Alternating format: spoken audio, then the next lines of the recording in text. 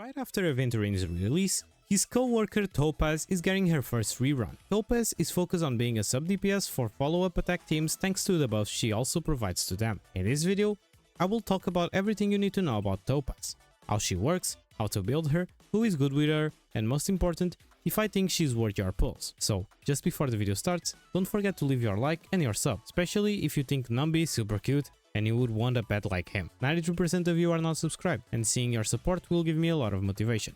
I've decided to have specific days to upload, so you can always expect a video every Wednesday and Saturday, but I think this will not apply to this one. All my links are in the description, and for those who want to support me even more, you can always become a member. Now that everything is said, let's now explain Topaz Kit.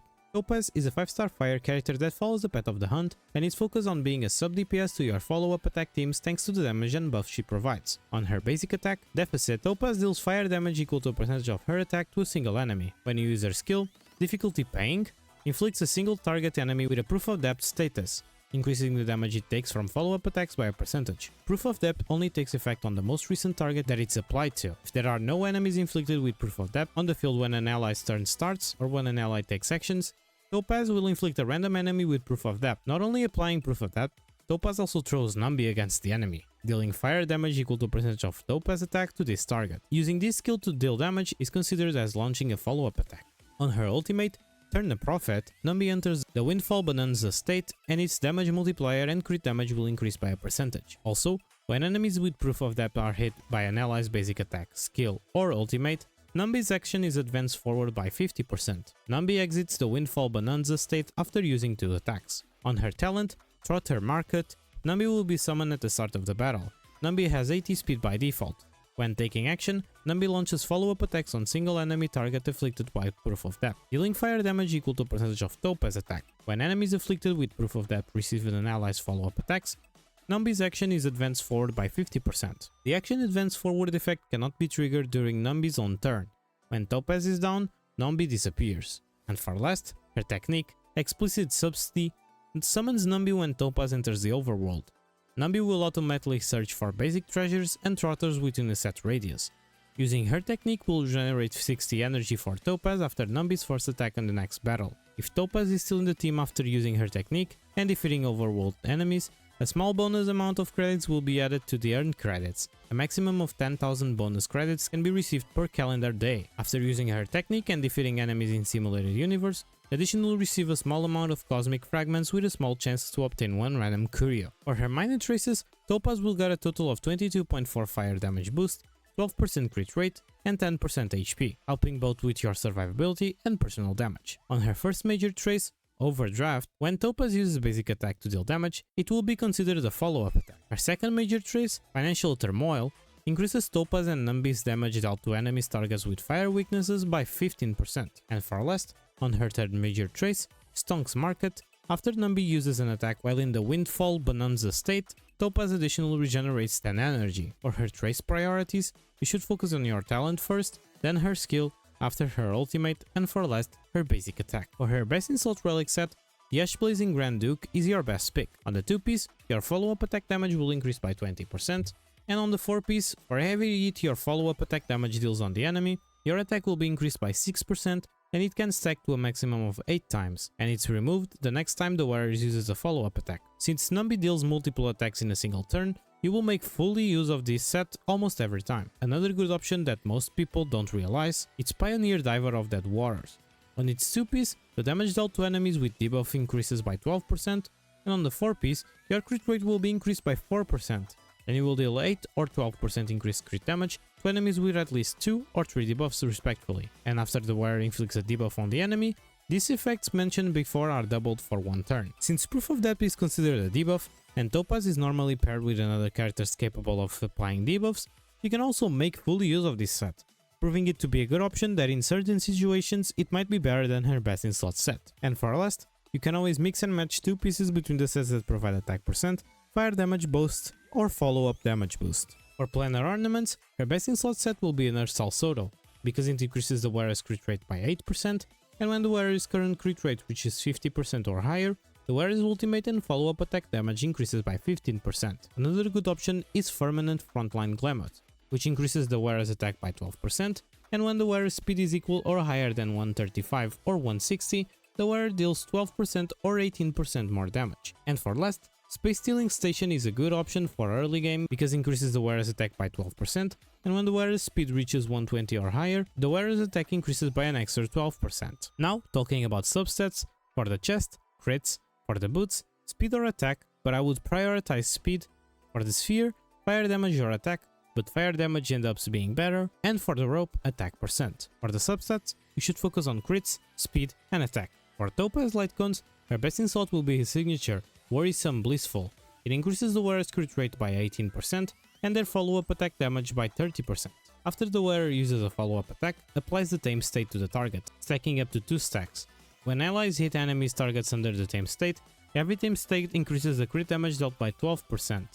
This Lightcone gives her everything she needs and also further amplifies the damage done by her allies. Her best F2P Lightcone will be the Erta Shop Cruising of the Stellar Sea, because it increases the wearer's crit rate by 8% and increases their crit rate against enemies with HP less than or equal to 50% by an extra 8%. Additionally, when the wearer defeats an enemy, their attack is increased by 20% for 2 turns. Another good thing about this Lightcone is the fact that you can superimpose it for free just by playing the simulated universe, and it's generally her best F2P Lightcone, but can fall off if you spend too much time without killing an enemy to get the attack increase. Her best 4-star Lightcone will be Swords Play, especially at higher superimpositions, since for each time the wearer hits the same target, damage dealt increases by 8%, stacking up to 5 times. This effect will be dispelled when the wearer changes targets. Since Numbi is a multi-hit follow-up, you will maximize this passive every attack your Numbi does. Another good 4-star and F2P Lightcone is Final Victor, which you can buy on the MOC shop. Increases the wearer's attack by 12%, and when the wearer lands a crit on enemies, they will gain a stack of Good Fortune. This effect can be stacked 4 times. For every stack of Good Fortune the wearer has, will increase their crit damage by 8%. Good Fortune will be removed at the end of the wearer's turns, and since you can superimpose it for free just by playing, you can eventually have free 20% attack and up to 48% crit damage. And for last, if you are still on early game, Arrows will be the best Lightcone among the 3-star ones, because it will give you additional crit rate for 3 turns every time you start a battle. For Topaz teams, she will be a great buffer for almost any team that specializes in follow-ups, while also dealing some decent damage herself. So here are some of my suggestions. For her best team, pair her with Dr. Ratio, Runmay or Robin, and Aventurine. For a Clara team, pair her with Clara, Robin, and Aventurine. For a Mono Fire team, pair her with Imako, Asta, and Gallagher. For a Hyper Carry Topaz, pair her with Tingyun, Sparkle, and Aventurine. For a Jingwon team, pair her with Jingwon, Runmay, and Aventurine. And for an F2P team, pair her with Dr. Ratio or Herta, Pella, and a Sustainer. Topaz will have a lot of team options, and she will always be a good pick for any team as long as they focus on follow-up attacks and need some extra damage. If you have any team that you really like to use and did not appear here, feel free to leave it on the comments for us to give it a look. I will leave you a run on the MOC of my best follow-up team featured Dr. Ratio, Runmay, and Aventurine.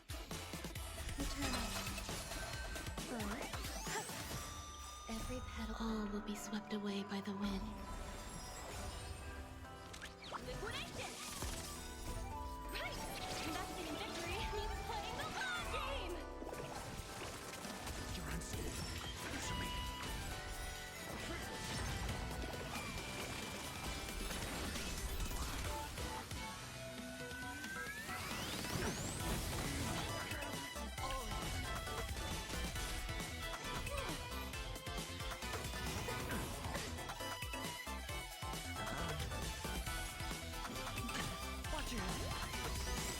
The dice have been cast first. Or maybe I'll take it off. Grace and elegance. Go happy!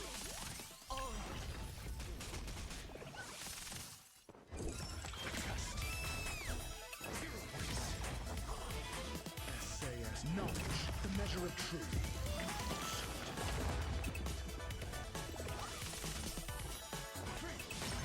Grace and elegance existence is unity. I must answer me.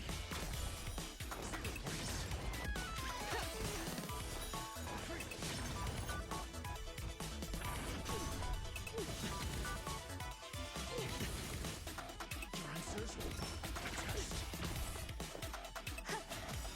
Every petal all will be swept away by the wind.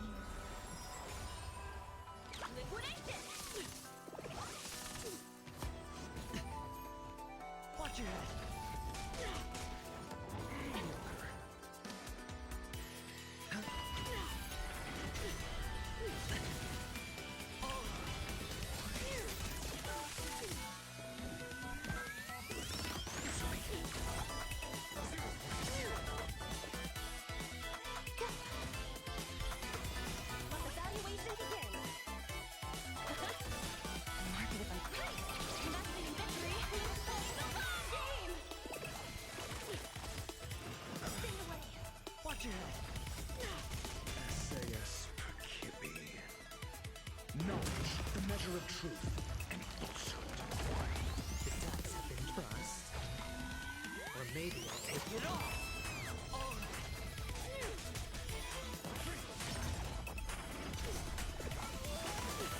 I hit the mark.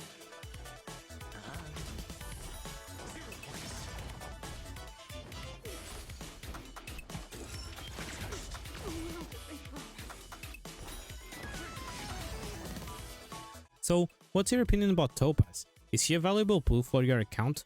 Is she worth your pulls? In my opinion, she's a solid pick if you are looking to have the best follow-up teams out there, but I only recommend pulling for her if you have in mind that she is not a hyper carry and more of a sub DPS / buffer for those teams. I hope with this video you are able to understand how she works and how you should build her.